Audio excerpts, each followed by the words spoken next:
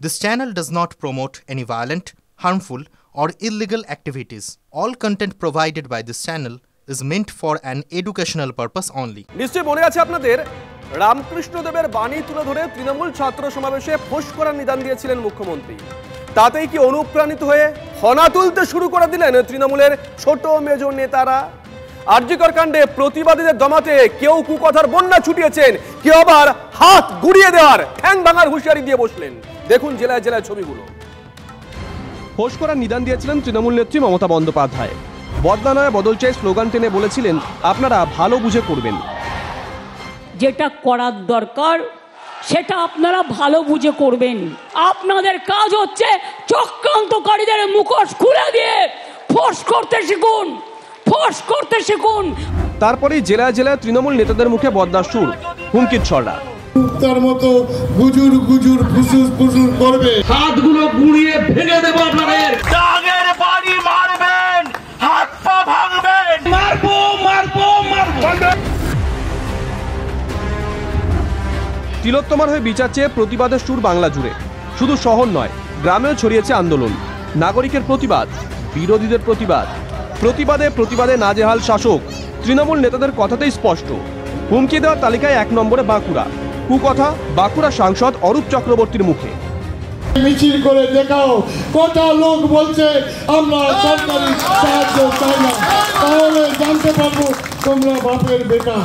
ওই কুত্তার মতো গুজুর গুজুর ফুসুস ফুসুস করবে আর ইনকিলাব জিন্দাবাদ করবে, কাস্তে হাতুড়ি দেখাবে আর ভোটের আগের দিন পদ্ম ফুলে ভোট মেরে দেবে।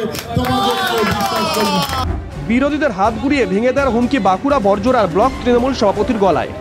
অরাজনৈতিক নাম দিন, রাজনীতির পতাকা দয়া করে বের করুন, হাতগুলো গুঁড়িয়ে ভেঙে দেব আপনাদের। এটা তৃণমূল কংগ্রেসের প্রতিজ্ঞা। আরো এক ধাপে গিয়ে বিজেপি বিধায়ক অমরনাথ শাখাকেও মারার হুমকি দিয়েছেন বাঁকুড়ার কতুলপুর ব্লকের তৃণমূল সভাপতি। তার নিদান, আইনকে হাতে তুলে নিয়ে বলছি, আমি ব্লক সভাপতি হিসাবে বলছি, যেদিন এই রাস্তা দিয়ে অমর শাখা পেরিয়ে যাবে, গাড়ি থেকে নামিয়ে তাকে মারবো মারবো মারবো মারবো। আরো অনেকেই আছেন এই তালিকায়। বিজেপি নেতাদের পা ভেঙে দেওয়ার হুমকি বাঁকুড়া সোনামুখী তৃণমূল নেতার।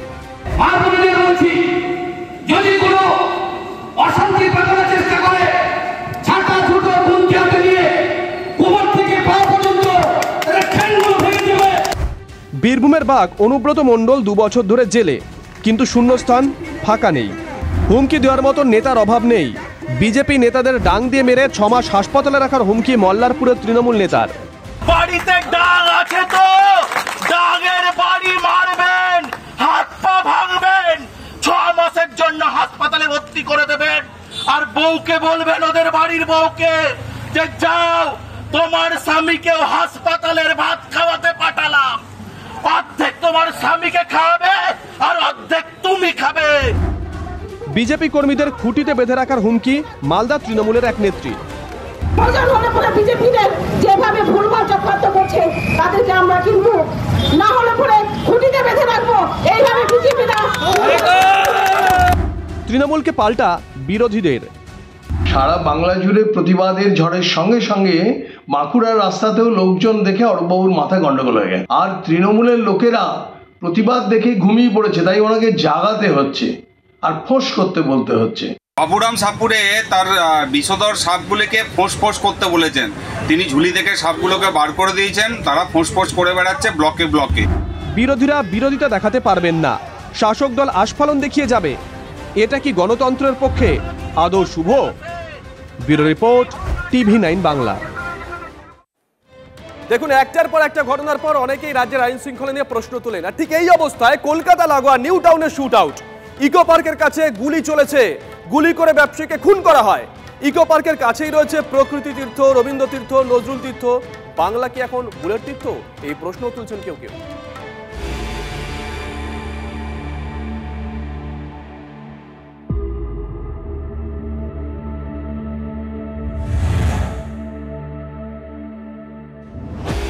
ফের খুনোখুনি, এবার নিউ টাউনে প্রকাশ্যে গুলি করে এক ব্যবসায়ীকে খুন।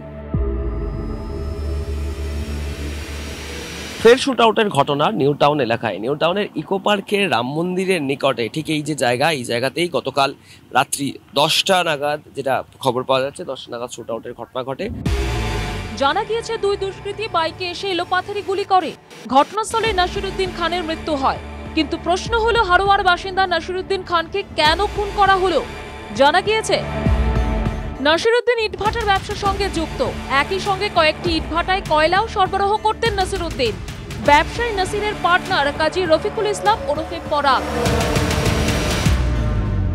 পুলিশ সূত্রে প্রাথমিকভাবে খবর পাওয়া যাচ্ছে যে পরিবারের তরফ থেকে এই নাসিরের যে ব্যবসায়িক পার্টনার রয়েছে পরাগ বলে যে পরিচিত, তার বিরুদ্ধে লিখিত অভিযোগ দায়ের করা হয়েছে।